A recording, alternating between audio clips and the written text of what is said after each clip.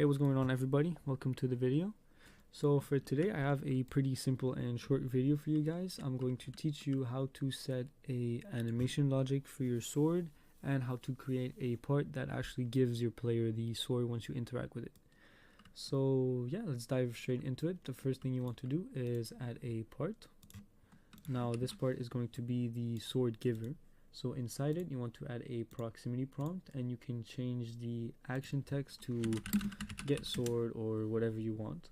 Inside the part, you want to add a script, but we're not going to work on that yet. So that's done for now. Next, you want to add another part. This is going to be the handle of your object. So I'm going to scale it down, and I'm going to name it handle with a capital H, and it's important that you name it handle with a capital H for the tool logic to actually work, so make sure you do that.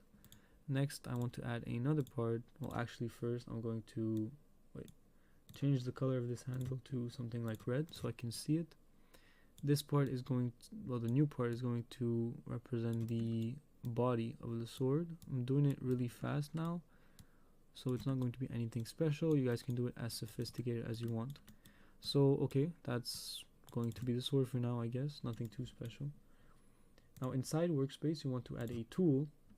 This is actually going to be the sword, and you're going to want to put the two parts inside the sword.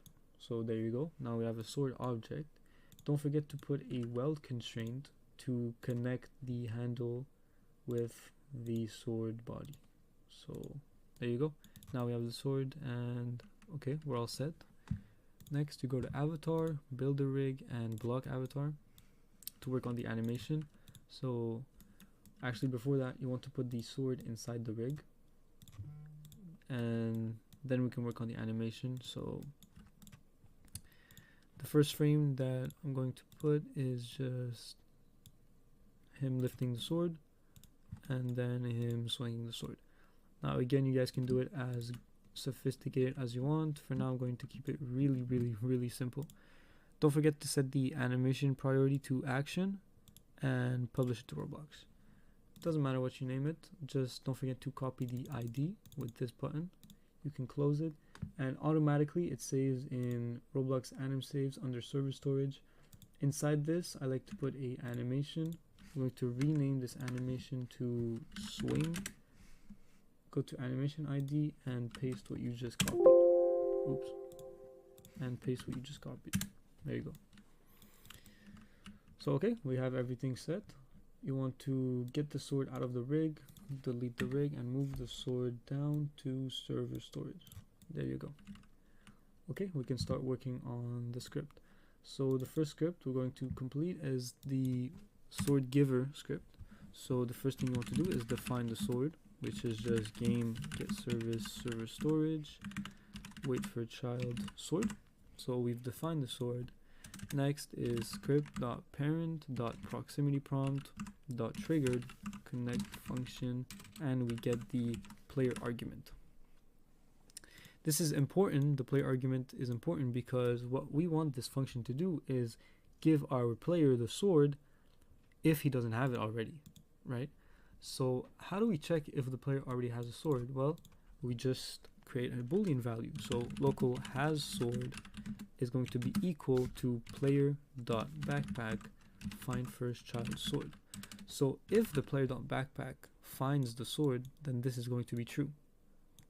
But there's one thing in Roblox that's kind of confusing and important for you to remember. If the player is actually equipping a tool, so if the tool is in the player's hands, it's not going to be in the backpack. It's going to be in his character. So it's important to include or player.character find first child backpack. Find first child sword for this to actually work, because this alone won't account for the sword being in the player's hands. So you have to complete it. It's important for you guys to remember that. Now that we have this boolean value, we just say if not has sword. So if the player doesn't have a sword, then we say local new sword is equal to sword colon clone. So we're just cloning the sword that's here in server storage, and we're giving the new sword, or we're placing it inside the player.backpack. So we're just going to check and see if that works. So as you can see, this works fine, and we can't get another sword. But I just want to show you guys what would happen if we don't include this part. There you go, if we don't include it. So as I explained before, now the sword is in our backpack, so we don't get another sword. But if it's in our hands, we do. Because when this object is in our hands, it's not actually in our backpack, it's in our character. So that's important for you to remember. Don't forget to include this. So now what we want to do is actually insert a script inside the sword, and this script is going to handle the animation logic. So the first thing we want to do is define the animation. Local animation equals game, get service, server storage, wait for child RBX anim saves, wait for child swing. So we've defined the swing animation. Next we want to say script.parent.activated connect function. This basically checks whenever the player actually clicks the screen with the sword equipped.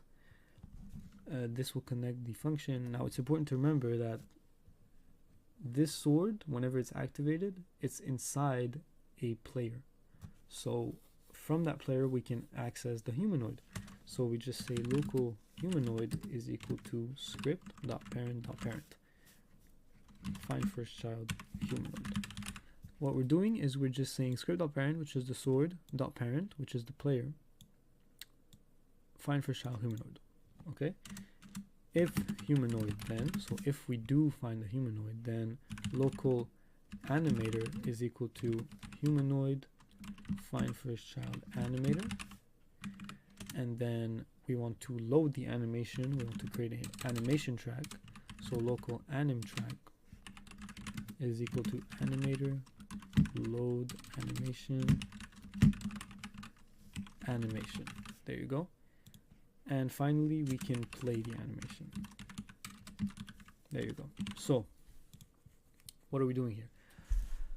We're checking for the humanoid, which is from the player that is activating the tool, and from the humanoid we can get the animator, which is going to create the animation track, and we're going to play that animation track. We can test it, see if it works, and as you can see, it works. Now there is one thing that's a bit annoying, and it's that the player can easily just spam the tool, you know. So to fix that, what we can do is add something that's called a debounce. So a debounce usually just allows you to better control your script. So how are we going to use this debounce? Here, when we check for if humanoid, we can also add and db. So not only are we checking for the humanoid, we're also checking if this is true. So then we set it to false. So what this does is basically whenever the debounce is true, we're going to set it immediately to false, and then we're going to load the animation. This prevents the player from spamming the animation. But then how do we know when to set this back to true again? Well, it's simple. We just say atrack.stop connect function, and then db equals true. This just means that whenever the animation stops, debounce can be true again. So now that if we try it out, we can still spam it, but that's only because the animation is such a short duration. We can just add task.wait, let's say, I don't know, 1 second, just to show you guys how it works. So that means that whenever the animation stops, it's going to wait 1 second and then set debounce to true again. So now as you can see, I'm spamming my mouse, but the animation is only playing once every 1 second and a bit. So okay, I think that pretty much concludes it for this video. You've learned how to set a sword giver part. You've learned how to set the animation for the sword, and you've learned how to create a cooldown. Now I'm not going to do the damage script for this video. If you do want that, I'm probably going to record it next, so just stay tuned on the channel. And yeah, that's about it for this video.